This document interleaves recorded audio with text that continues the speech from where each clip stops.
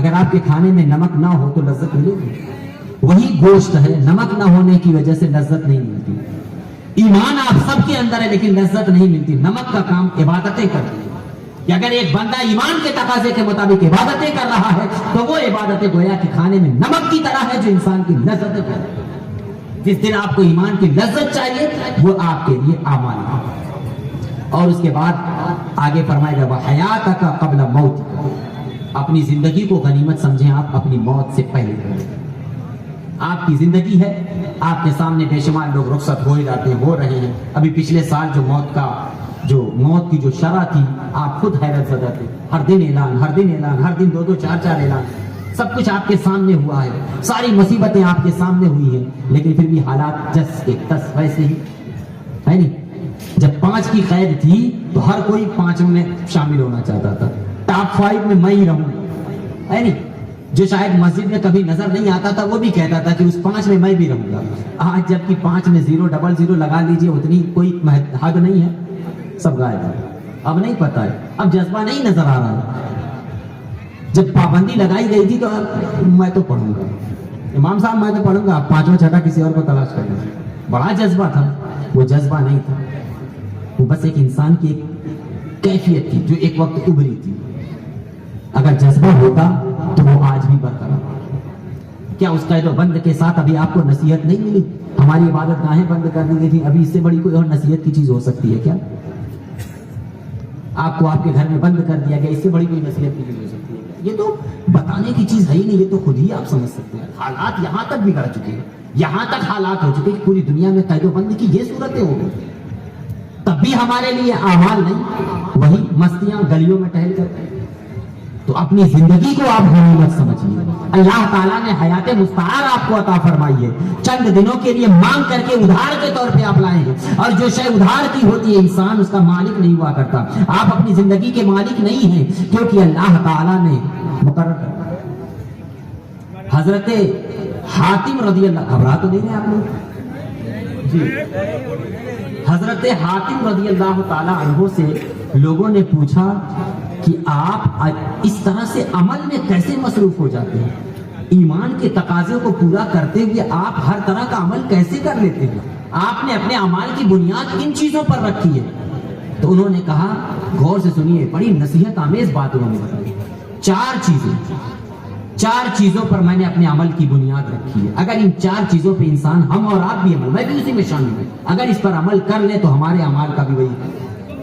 سب سے پہلی چیز انہوں نے بیان کی کہ علمت ان لی رزقا لا یجاوزنی الی غیری، مجھے یقین سے معلوم ہے کہ میرے لیے رزق اللہ تعالیٰ نے مقدر کر رکھا ہے جو میرے علاوہ کسی اور کو نہیں دیا جائے گا۔ وہ رزق میرے علاوہ کسی اور کو نہیں دیا جائے گا۔ کما لا یجاوز رزق احد الی، جس طرح سے کہ کسی دوسرے کا رزق مجھے نہیں دیا، میرا رزق جس طرح کسی اور کو نہیں دیا جا سکتا ویسے ہی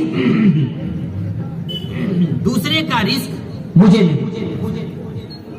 فوثقت بہ، تو میں نے اسی پر بھروسہ کیا۔ مجھے دیکھ لیجیے آپ، میرا گھر کہاں ہے، میں کہاں کا رہنے والا ہوں، کتنی دور سے آیا ہوں، اللہ تعالیٰ نے میرا رزق یہاں متعین کر رکھا تھا، میں آ گیا۔ کوئی جانتا ہے کس کا رزق کہاں پہ؟ آپ کے یہیں لوگ رہنے والے، کچھ لوگ جن کا رزق یہاں ہے وہ یہی ہے، لیکن کیا آپ کے یہاں کے لوگ باہر نہیں؟ ہزاروں لوگ باہر ہیں، کیا ان کے لیے یہاں رزق نہیں ہے؟ تمام لوگ تو کما رہے ہیں، بڑی بڑی بلڈنگیں ہیں نظر آ رہی ہیں، لیکن کیا وجہ ہے کہ وہ باہر جا رہے ہیں؟ یا ہمارے یہاں کیا لوگ نہیں کما رہے رہ کر کے؟ سارے لوگ کما رہے ہیں۔ تو یہ انسان کا رزق، انہوں نے فرمایا حضرت حاتم نے کہ مجھے یقین ہے کہ اللہ تعالیٰ نے میرے لیے رزق متعین کر، اور اسی پر میں عمل کروں۔ یہ پہلی چیز ہے، سمجھ رہے ہیں آپ؟ اس کے بعد انہوں نے فرمایا کہ آگے دوسری چیز یہ ہے کہ علمت ان ربی یرانی کل وقت، مجھے معلوم ہے کہ میرا رب مجھے ہر وقت دیکھ رہا ہے، یہ مجھے معلوم ہے۔ اور آپ سب جانتے ہیں کہ پروردگار ہمارے اعمال کو جانتا ہے، یعلم ما فی الصدور قرآن میں فرمایا گیا، یعنی صرف آپ کی ظاہری زندگی اور آپ کا چلنا پھرنا اور ظاہری اعمال کو نہیں دیکھ رہا ہے، بلکہ ہمارے دلوں میں چھپے ہوئے وسواس کو بھی وہ جانتا ہے۔ تو انہوں نے فرمایا کہ مجھے معلوم ہے کہ میرا رب مجھے ہر وقت دیکھ رہا ہے، فاستحیی منہ، تو میں اپنے رب سے حیا کرتا ہوں۔ انسان اپنے باپ کے سامنے کوئی غلط کام کر سکتا ہے؟ بہت سارے نوجوان لوگ ہیں موبائل سے چپکے ہوئے ہوتے ہیں، گاؤں محلے گلی کا کوئی آدمی دکھتا ہے تو فوراً سائڈ ہو جاتا ہے، کیوں؟ وہ دیکھ لے، ڈر جاتے ہیں، کیونکہ ہر انسان کے دل میں یہ کیفیت ہوتی ہے کہ میرے غلط کام کو اگر کوئی دیکھ لے گا تو میری بے عزتی ہوگی، میں مار کھا سکتا ہوں، کچھ بھی ہو سکتا ہے، کیونکہ آپ کو یہ معلوم ہے کہ میرا والد یعنی میرے باپ، بھائی، چچا، محلے کے لوگ مجھے کسی بھی وقت دیکھ سکتے ہیں، اس وجہ سے کسی بھی برے کام اور غلط کام کو کرنے کے لیے آپ ان کے سامنے نہیں کرتے۔ اس سے کہیں بڑھ کر کے یقین ہونا چاہیے کہ میرا پروردگار مجھے دیکھے گا، تو تب جا کر کے آپ کے اندر وہ حیا پیدا ہو۔ تو حضرت حاتم فرماتے ہیں کہ میرا پروردگار مجھے ہر وقت دیکھ رہا ہے، اس لیے میں اس سے حیا کرتا ہوں، یعنی کوئی ایسا کام نہیں کرتا، شرمندگی مجھے ہوتی ہے کہ اس کے سامنے میں کوئی غلط کام۔ اس کے بعد فرمایا تیسری چیز، علمت ان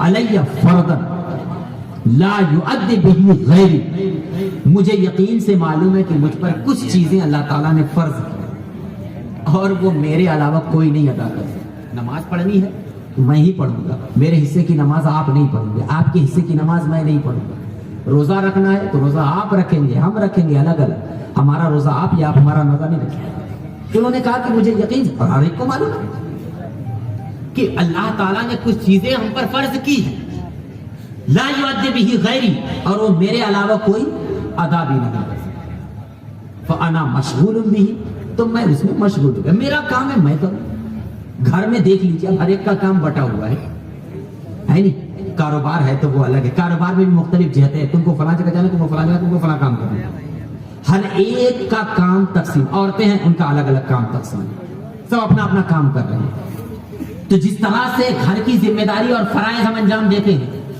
کہ وہ ہمارے ذمہ کرم پر ہے اور معلوم ہے کہ وہ میرے علاوہ کوئی نہیں کرے گا، تو آپ کرتے ہیں۔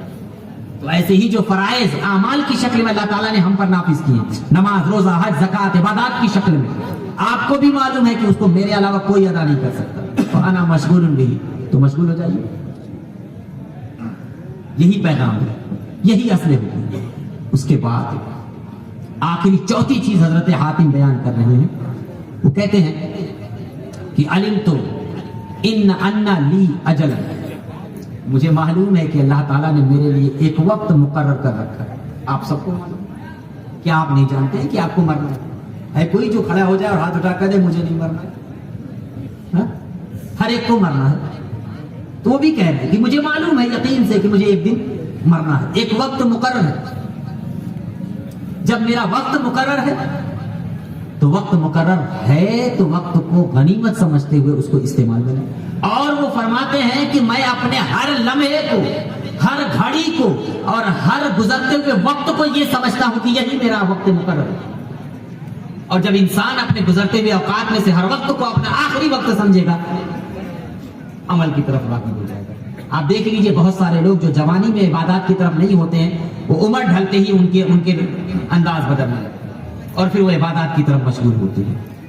یہ وہ کیفیات ہیں، ایمان کے تقاضے ہیں جو ہمیں یہاں پر دیں۔ تو ایمان کے تقاضے پر اگر عمل کریں، ہمارا رزق متعین ہے، میرے علاوہ کسی اور کو نہیں دیا جا سکتا، دوسرا رزق ہمیں نہیں ہو سکتا، فرائض متعین ہے، ہمیں کو ادا کرنا ہے، کوئی اور ادا نہیں کرے گا، موت کا وقت مقرر ہے، وہ ہمیں ہی ادا کرنا ہے، اس کو ہمیں ہی جاننا ہے اور اس پر عمل کرنا ہے، کسی اور کو نہیں کرنا ہے۔